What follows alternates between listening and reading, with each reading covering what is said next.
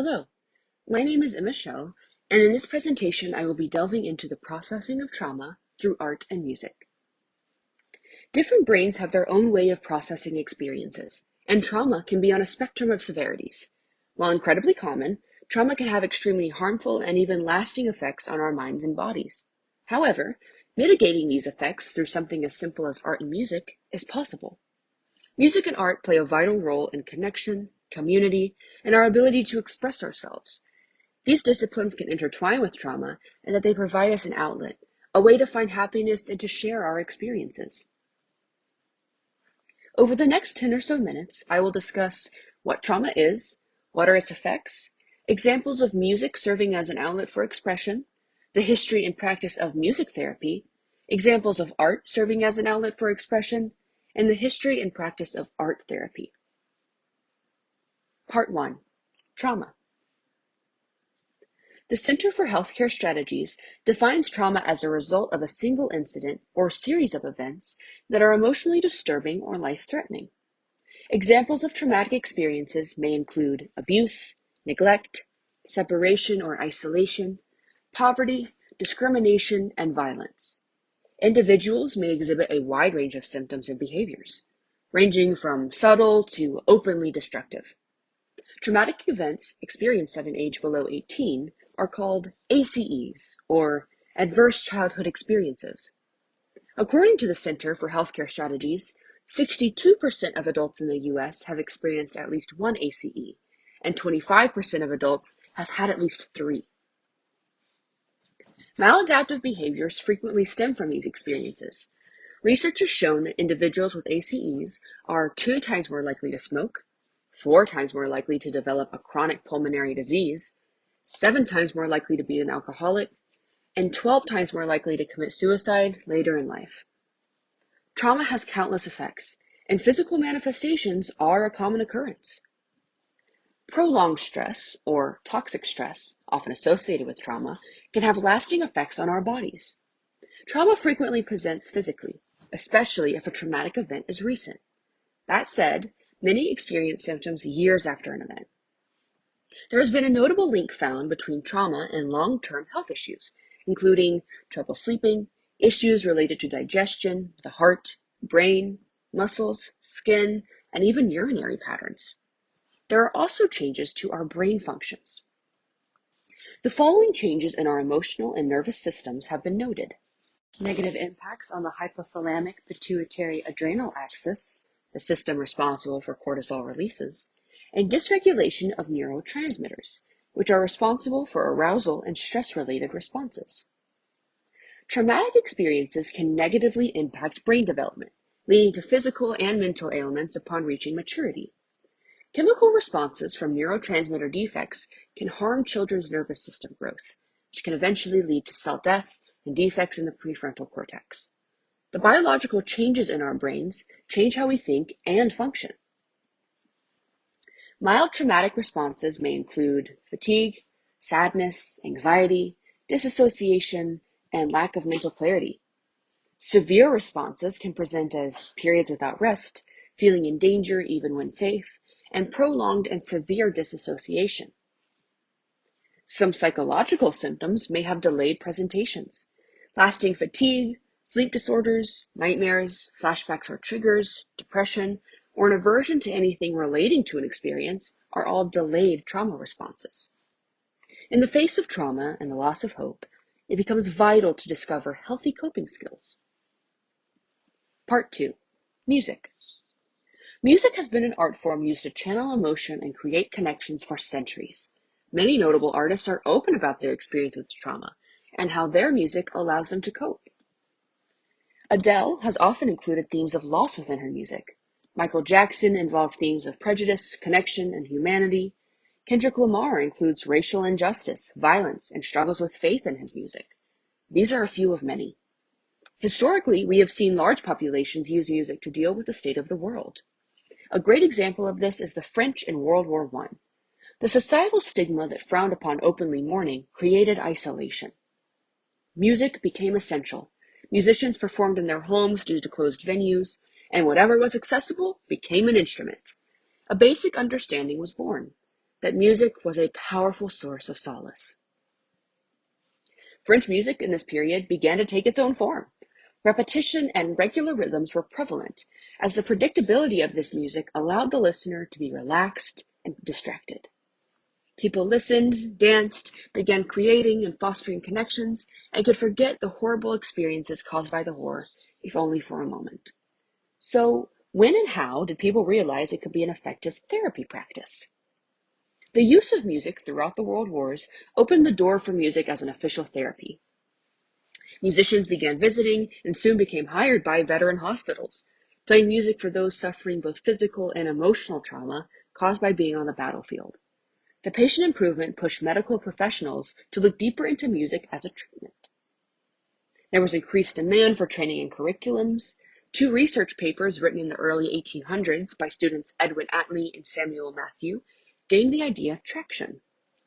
Excuse the following pronunciations.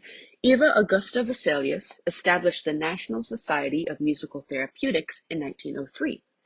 Isa Mild-Ilsen established the National Association for Music in Hospitals in 1926. And Harriet Ayer Seymour established the National Foundation of Music Therapy in 1941. Ira Altschuler, a music therapist and psychiatrist, pushed music therapy for 30 years. Willem van de Waal introduced music therapy to state institutions, and Thayer Gaston, known as the father of music therapy, pushed for organization and education in music therapy.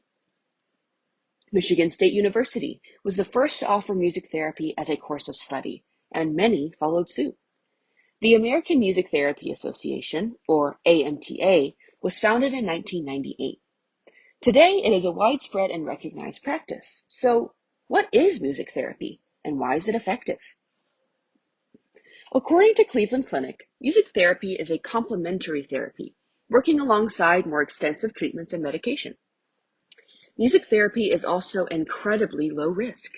This therapy helps treat a variety of ailments, including dementia, PTSD, strokes, cancer, Parkinson's disease, autism, and other disorders and conditions. There is no required age range or limitations as to who can use music therapy. It can take place in a variety of locations, and music therapists may speak with their patients to understand their strengths, weaknesses, history, preferences, and abilities in order to determine what will be most beneficial. Music therapy is often tailored to the patient. Sessions may include playing instruments, improvising, listening to music, moving, or even discussing the meaning of different songs. In a study held by teachers and scientists Thomas Schaefer, Peter Settlemyer, Christine Statler, and David Huron, 834 people aged from 8 to 85 were asked to agree or disagree with 129 given reasons for listening to music. On a scale of 6, self-awareness was ranked at 3.59, connection and social relatedness was ranked at 2.01, and arousal and mood regulation at 3.78. Music therapy uses those key concepts to produce numerous benefits: improvements in cognition, social skills, problem solving, mood regulation, lowered stress levels, and development of coping mechanisms. Art can have a very similar effect. Part 3. Art. Art, like music, has been used by countless prominent figures to deal with troubling experiences and circumstances. Frida Kahlo is an artist who lived in the early 1900s, and many of her pieces delved into grief, death, identity, heartbreak, and culture. Combined with a damaged leg due to contracting polio as a child and a bus accident that nearly killed her, Kahlo's health was a rocky slope. Frida's disabilities would render her unable to have children, and the grief that came with this was prevalent in many of her works. Henry Ford Hospital is one such work. She depicts herself lying on the bed, bleeding, and from her naked body 6 red strings flow, likely depicting her miscarriages. Kahlo paints a self-portrait in the broken column, with a cracking column that takes place of her spine, nails covering her body, and white straps that bind her shoulders, chest, and torso. This painting depicts her pain and vulnerability, while also tying in themes of sexuality, spirituality, as well as suffering.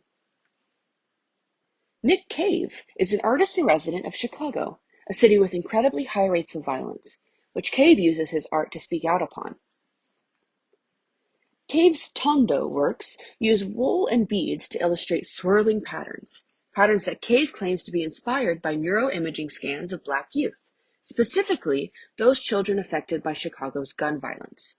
In an interview with Guggenheim Museum, Cave stated that his art puts his trauma into perspective. He says, "Thank God for art, because it has been my savior." He says it gave him a space for meaningful introspection. Art is a powerful tool for healing. So how is it established as a therapy practice? It began as an official medical practice in mid-1900s Europe as a common and effective treatment for tuberculosis patients. The term art therapy was created by a British artist named Adrian Hill in the 1940s. Hill was an official war artist in World War I and a tuberculosis patient himself. Hill later became the first official art therapist in 1946 and president of the British Association of Art Therapists. Akin to music, the practice began with a specific group of patients who showed remarkable benefit. Tuberculosis patients who drew and painted as self-expression were seen to have a greater quality of life and had notable improvements in recovery. European hospitals and facilities began establishing art therapy practices.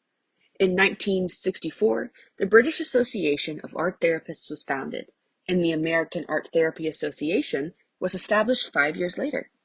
So, how is art therapy effective, and what can it be used to treat? According to the American Psychiatric Association, art therapy is considered a type of psychotherapy. Research continues into the practice, but a study consisting of 27 reports noted that populations with AIDS, Parkinson's disease, cancer, PTSD, geriatric patients, abuse victims, psychological disorders, and even prisoners benefited from art therapy. Art bridges cognitive engagement with experience and trauma. This bridge improves cognition, social skills, emotional awareness, resilience, and gives individuals a viable outlet when they cannot express themselves verbally. In a research review, Doctor of Education Heather Stuckey and Jeremy Nobel, Doctor of Medicine and a Master of Public Health, determined that art therapy's effectiveness comes from its holistic nature and treatment of illness. Numerous other studies agree with this conclusion. In a study of female cancer patients participating in art crafts, patients stated that the art process created positivity, confidence, connection with identity, and a release of emotion.